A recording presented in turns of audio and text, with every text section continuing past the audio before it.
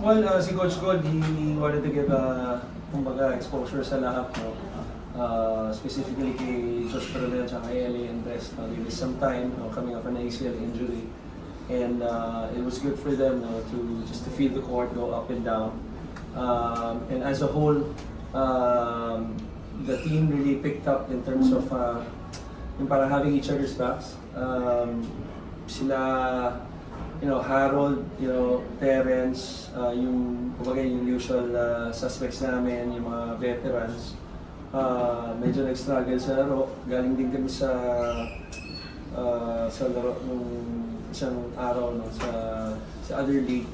And I think ang important dito is that just to keep playing. In leagues like this, first game namin dito sa Phil Oil, importante yung chemistry ng team, especially yung mga papasok, even yung mga comebacking players. No? And just towards the end, buti mas maganda yung finish namin kahit na nahabol kami. No, yun nga, incoming, of course, magiging first year mo sa UAAP with UP this season. Siguro, in preparation, kamusta na lang yung nararamdaman mo ngayon? And ano yung gusto mong makita sa sarili mo ngayong Pinoy? Sa preparation naman, nag-start naman yung preparation ko last year pa kay Presidency. Yung feeling ko, sobrang saya na nakabalik ulit ako sa Liga.